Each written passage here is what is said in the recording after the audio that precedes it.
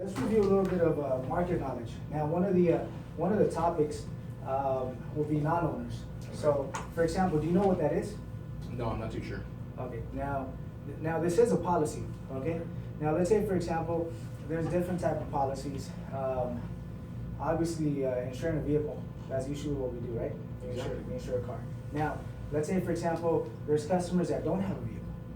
They may drive, they may borrow a car, for example. So a non-owners technically allows them to insure their license.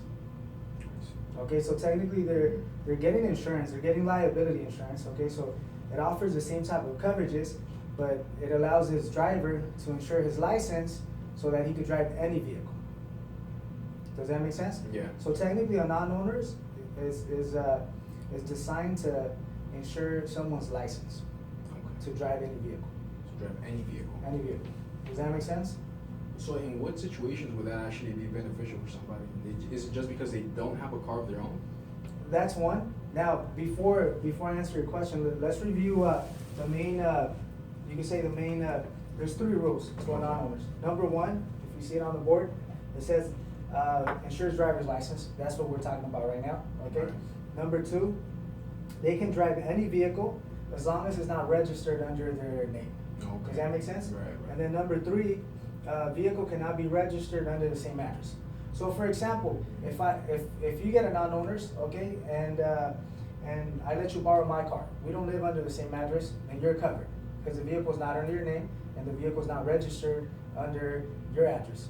Sorry, the vehicle's not exactly. The vehicle's not registered under your address. Right. Does that make sense? Yes. Now let's say, for example, if your brother lets you borrow his car and you guys live together, then that's number 3. So you wouldn't have any coverage. Does that make sense? Yeah. So Okay. once again, a non-owners, it insures the driver's license, okay? To drive any vehicle, as long as the vehicle is not registered under your name, and as long as the vehicle is not registered under someone that lives under the same address, Okay. okay? Now, answering your question, when would this be beneficial?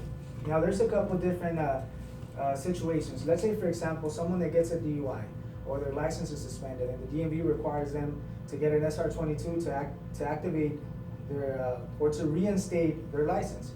They may not have a car, but they want to reinstate their license just in case they need to drive.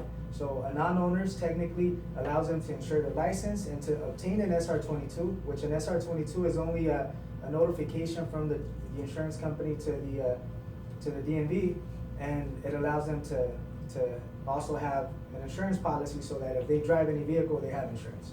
Okay. Does that make sense? Yeah. Now, another situation would be, let's say a driver that really doesn't have a vehicle, that he borrows different cars. But it wouldn't be work related, right? Like you couldn't just, like, for example, drive your company's vehicles under that policy.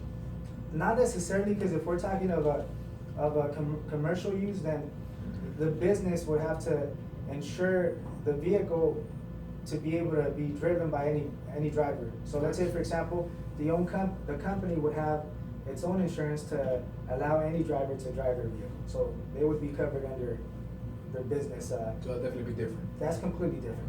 But let's say, for example, in a personal aspect, if they drive any vehicle whatsoever, regardless of who's the owner, then they're covered. As long as, once again, you follow the 2 rules, it cannot be registered under their name, and also it cannot be registered under someone that lives under the same address. Okay. Okay? And that's the only times. Yeah, those are the only 2 rules you can say. Any questions? No.